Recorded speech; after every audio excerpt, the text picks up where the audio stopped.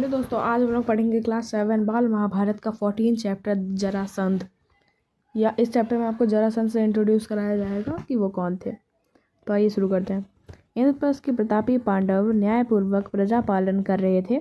इंद्रप्रस्थ याद है ना, खांडप्रस्थ से इंद्रप्रस्थ। हाँ, तो वही उनका प्रजा पालन कर रहे थे। युधिष्ठिर के भाइयों तथा साथियों की इच्छा हुई कि अब राजसूय यज्ञ करके सम्राट पद पिया जाए। राजसूय एक यज्ञ होता था पहले, जैसे अश्वमेध यज्ञ था, वैसे एक राजसूय यज्ञ एक होता था। तो इस बारे में सलाह करने के लिए युधिष्ठिर ने श्री कृष्ण को संदेश भेजा।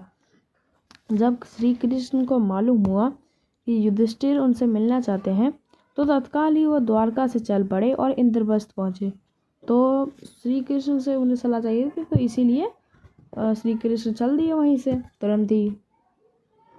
तो युधिष्ठिर ने श्री कृष्ण से कहा, मित्रों का कहना है कि मैं राजसूय यज्ञ करके सम्राट पद प्राप्त करूं, मतलब हासिल कर लूं। परंतु राजसूय यज्ञ तो वही कर सकता है जो सारे संसार के नरेशों का पूज्य हो और उनके द्वारा सम्मानित हो। आप ही इस विषय में मुझे कुछ सलाह दे सकते हैं। तो राजसूय यज्ञ जो था वो वही बंदा कर सकता था जो कि सबके सब सम्राट जिसे उतना राजा मानते हो, जिसकी आदर हो। कोई ऐसे चुन्नू मुन्नू राजा थोड़ी कर सकता है, हलवा है क्या। तो वो उन्हीं के लिए श्री कृष्ण से सलाह मांगे, ठीक है। तो उसके बाद जो सारे संसारों तो युधिष्ठिर ने की बात शांति के साथ सुनकर श्री कृष्ण बोले, मगध देश के राजा जरासंध सब राजाओं को जीतकर उन्हें अपने अधीन कर रखा है। तो उन्होंने बोला, मगध देश एक देश है, वहाँ का एक राजा है जरासंध। पूछ लेगा आपको एग्जाम में कि जरासंध कौन, तो जरासंध हमारे मगध देश के राजा थे, ठीक है। तो सभी उनका लोहा मान चुके, उनकी बात मान चुके हैं और सब उनके ही अंडर रहते हैं और उसके नाम से डरते हैं। भय देख रहे हो। तो यहाँ तक कि शिशुपाल जैसे शक्ति संपन्न राजा भी उनकी अधीरता स्वीकार कर चुके हैं। शिशुपाल बहुत तगड़ा राजा था, वो तक जरासंध के अंदर रहना पसंद करता था। हाँ, तो स्वीकार कर चुके हैं और उसकी छत्र छाया में रहना पसंद करते हैं। अतः जरासंध के रहते हुए और कौन सम्राट पद प्राप्त कर सकता है। जब महाराज उग्रसेन ने का नासमझ बेटा कंस जरासंध की बेटी से ब्याह करके उसका साथी बन गया था, तो क्या हुआ था कि जो जरासंध की बेटी था उसका ब्याह महाराज उग्रसेन के नासमझ बेटे कंस से हुआ था। कंस श्री कृष्ण का मामा कहलाए जाते थे और विलन भी। तो साथी बन गया तब मैंने और मेरे बंधुओं ने जरासंध का विरुद्ध युद्ध किया था, अगेंस्ट, उससे अलग हटके उसके साथ युद्ध किया था। 30 बरस तक हम उनकी सेनाओं के साथ लड़ते रहे, पर आखिर हार गए। मतलब इतने पावरफुल थे, 30 ईयर्स तक लड़ते रहे और अंत में जाके कृष्ण की सेना का हार हो गया। हमें मथुरा छोड़कर दूर पश्चिम द्वारका में जाकर नगर और दुर्ग बनाकर रहना पड़ा। मतलब हमें मथुरा छोड़ना पड़ा और दूर जाना पड़ा। आपके साम्राज्याधीश होने में दुर्योधन और कर्ण को आपत्ति ना भी हो, मतलब उन्हें तो हो ही जाता था, तो ना भी हो, फिर भी जरासंध में से इसकी आशा रखना बेकार है।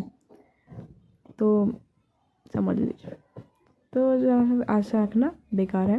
उसके बाद बोला है कि बगैर युद्ध के जरासंध इस बात को नहीं मान सकता। मतलब जब तक आपसे युद्ध करके हरा नहीं देंगे तब तक वो नहीं मानेगा कि हमारे अलावा कोई राजसूय यज्ञ करे।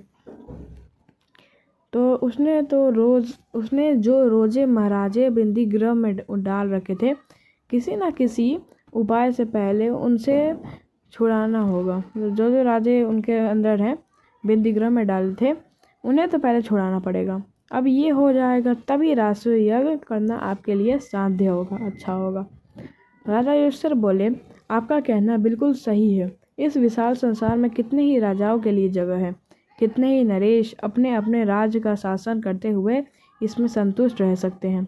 आकांक्षा वह आग है जो कभी बुझती नहीं। आकांक्षा नाम का मतलब पता नहीं क्या होता है, आप बता दीजिएगा। तो आकांक्षा वो आग है जो कभी बुझती नहीं है। इसलिए मेरी भलाई इसी में दिखती है कि समाज्याधीश बनने का विचार छोड़ दो और जो है उसी को लेकर संतुष्ट रहो। ऐसा युधिष्ठिर ने श्री कृष्ण को कहा था। वो डर रहे थे यार, जरासंध ऐसा बहुत तगड़ा राजा था ना, तो इसलिए युधिष्ठिर का यह विनयशीलता भीमसेन को अच्छी नहीं लगी। भीमसेन को ये बात अच्छी नहीं लगी।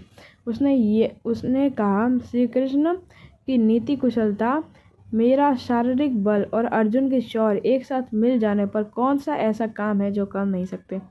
बुद्धि और दम दोनों एक साथ आ जाए तो काफ़ी कुछ काम हो सकता है ना। तो भीम वही बोला कि जब मेरा शारीरिक बल और युधिष्ठिर का दिमाग एक साथ आ जाए तो कुछ भी हो सकता है। नहीं, भीमसेन तो है ही बॉडी बिल्डर, कौन सा ऐसा काम है जो हम नहीं कर सकते। यदि हम तीनों एक साथ चल पड़े जरासंध की शक्ति का चूर करके ही लौटेंगे। आप इस बात की शंका ना करें।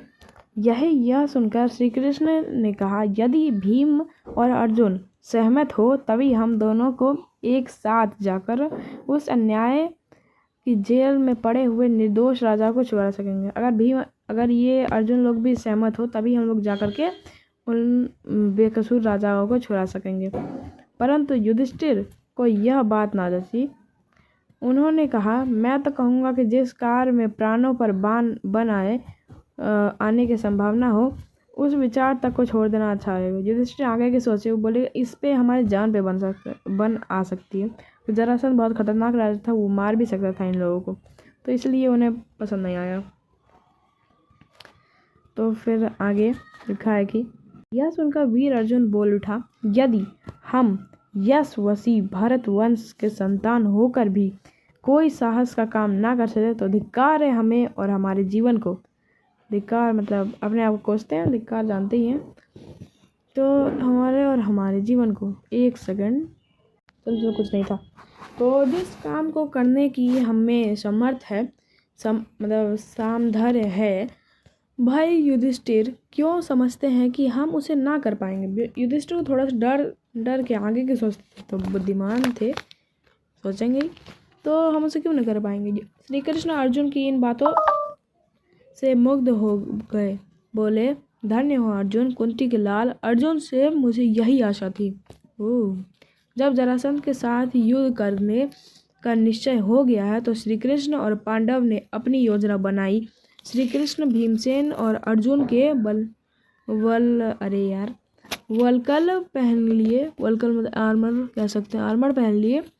श्री कृष्ण भीमसेन और अर्जुन ने पहन तो ली, तो हाथ में कुशाल ले ली और व्रती लोगों का सा वेश धारण करके मगधेशवती लोग मतलब नॉर्मल पर्सन, राजा की तरह नहीं कर, मगधेश के लिए रवाना हो गए। राह में एक सुंदर नगरों तथा गांव को पार करते हुए वे तीनों जरासंध की राजधानी पहुंचे।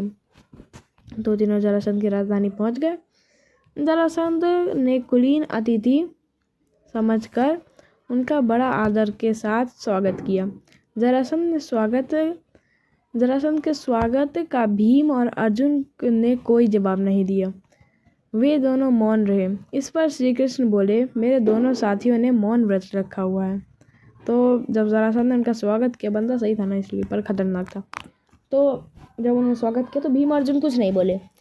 तो वो क्या बोले कि मतलब श्री कृष्ण बोल दिया इसके ऊपर कि वो थोड़ा अभी मौन व्रत रखे हुए हैं, तो इस कारण अभी नहीं बोलेंगे, आधी रात के बाद व्रत खुलने पर बातचीत करेंगे।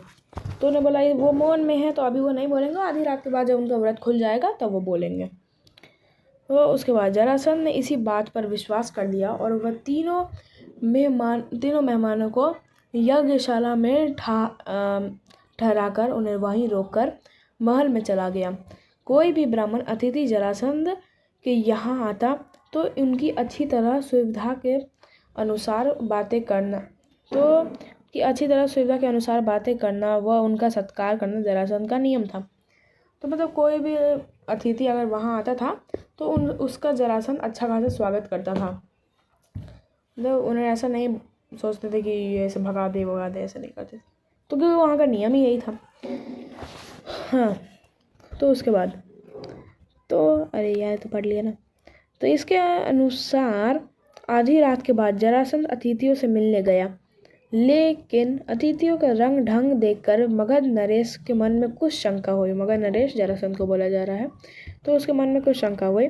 राजा जरासंध ने कगर कर पूछा, सॉरी यार थोड़ा प्रोनाउंसिएशन अच्छी नहीं है, पूछा सच सच बताओ तुम लोग कौन हो। थोड़ा शक हो गया यार, अलग अलग थे ना इसलिए। ब्राह्मण तो नहीं दिखाई देते। इस पर तीनों ने सही हाल बता दिया, पता नहीं क्यों। हम तुम्हारे शत्रु हैं, तुमसे अभी द्रुत युद्ध करना चाहते हैं। हम तीनों में से किसी एक से जिससे तुम्हारी इच्छा हो लड़ सकते हो। हम सभी इसके लिए तैयार हैं। तभी भीमसेन और जरासंध में कुश्ती शुरू हो गई। तो विकल्प दिया था तुम किससे लड़ना चाहते हो, भीमसेन को चुन लिया होगा। तो शुरू हो गई। दोनों वीर एक दूसरे पर को पकड़ते मारते उठते हुए लड़ने लगे। इस प्रकार पल भर भी विश्राम किए बगैर वह 13 दिनों तक 13 रात लगातार लड़ते रहे। मतलब वो इतने तगड़ी तरीके से लड़े, सोचो एक पल भी या रेस्ट नहीं किया। 13 डेज तक लगातार घुसापैठी होते रही। हाँ, पर ठीक मौका देखकर श्री कृष्ण ने भीम को इशारे समझाया और भीमसेन ने फौरन जरासंध को उठाकर चारों ओर घुमाया और उसे जमीन पर जोर से पटक दिया। इस प्रकार अजय जरासंध का अंत हो गया। एक उन्हें सलाह मिली थी श्री कृष्ण से, वो सुन लिया और जरासंध वही भैया चल दिया। तो श्री कृष्ण और दोनों पांडव ने उन सब राजाओं को छुड़ा लिया, उनको हटा दिया जिनको जरासंध ने बंदी गृह में रखा था, जेल में रखा गया था। और जरासंध के पुत्र सहदेव को मगध की राजगद्दी बिठा दिया। सहदेव, ये पांडवों एक भाई भी है सहदेव, तो कंफ्यूज मत होइएगा। एक जरासंध का बेटा है और एक पांडवों का भाई को मगध के राजगद्दी बैठाकर इंद्रप्रस्थ लौट आए। इसके बाद पांडवों ने विजय यात्रा की ओर सारे देश को महाराज युधिष्ठिर की अधीनता में ले आए। मतलब उसको बैठा दिया वहाँ गद्दी पे और आ गए। फिर इसके पांडवों ने विजय यात्रा की, हाँ ठीक। जरासंध के वध के बाद पांडव ने राज शिविर किया। इसमें समस्त भारत के राजा आए हुए थे। तो फिर उन्होंने राज शिविर किया जिसमें समस्त भारत के राजा लोग आए हुए थे। तो उसके बाद जब अज्ञात नरेशों का आदर सत्कार करने की बारी आई तो प्रश्न उठा कि अग्र पूजा किसकी हो। सम्राट युधिष्ठिर ने इस बारे में पितामह भीष्म से सलाह ली।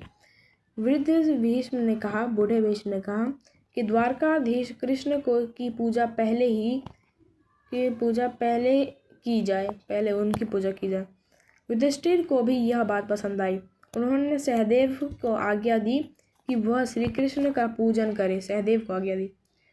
सहदेव ने विधिवत श्री कृष्ण की पूजा की। वासुदेव का इस प्रकार गौरवान्वित होना चेदी नरेश शिशुपाल को अच्छा नहीं लगा। तो शिशुपाल को अच्छा नहीं लगा, उसके लिए रिस्पेक्ट हो रही थी इसलिए। वह एकाएक उठ खड़ा हुआ, अचानक से उठ खड़ा हुआ और ठक्का मारकर हंस पड़ा, मतलब बहुत तेज। सारी सभा की दृष्टि जब शिशुपाल की ओर गई तो वह ऊंचे स्वर में व्यंग से बोलने लगा। वह अन्याय की बात है कि एक मामूली व्यक्ति को इस प्रकार गौरवान्वित किया जा रहा है। वो शिशुपाल को मालूम नहीं था कि वो श्री कृष्ण में इतना दम है, लेकिन अज्ञान था बेचारा, क्या कर। युधिष्ठिर को यूं आड़े हाथों लेने के बाद शिशुपाल सभा में उपस्थित राजाओं की ओर देखकर बोला, उपस्थित राजागण, जिस दुर्मात्मा के कुचक रचकर वीर जरासंध को मरवा डाला उसी की युधिष्ठिर, हाँ तो कहाँ गया युधिष्ठिर, अग्र पूजा उसके बाद मरवा डाला उसी की युधिष्ठिर ने अग्र पूजा की। इसके बाद उसे हम धर्मात्मा कैसे कह सकते हैं। मतलब जब छल से मरवा दिया तब उसे हम कैसे कह सकते हैं धर्मात्मा। उनसे हमारा विश्वास नहीं रहा। इस तरह शब्द बाणों के बौछार कर चुकने के बाद शिशुपाल दूसरे कुछ राजाओं के साथ लेकर सभा से निकल गया। शिशुपाल तहस कर दिया और निकल गया। हाँ तो बोलता है। राजा धीराज युधिष्ठिर नाराज हुए और राजाओं के पीछे दौड़ गए और अन्याय विनय करके उन्हें समझाने लगे। युधिष्ठिर ने के बहुत समझाने पर भी शिशुपाल न माना। उसका हठ और घमंड बढ़ता गया। घमंड उसका बहुत बढ़ता गया। अंत में शिशुपाल और श्री कृष्ण में युद्ध छिड़ गया। कोई ज़्यादा करता है धर देते सीधे, जिससे शिशुपाल मारा गया। राजसूय यज्ञ संपूर्ण हुआ और राजा युधिष्ठिर को धीराज का पदवी प्राप्त हो गया। यहाँ पे युधिष्ठिर बन गए राजा और ये चैप्टर होता है कंप्लीट। इंट्रोडक्शन हुआ जरासंध का। तो ये हमारा चैप्टर यहाँ पे ख़त्म होता है। तब तक के लिए लाइक, सब्सक्राइब और धन्यवाद।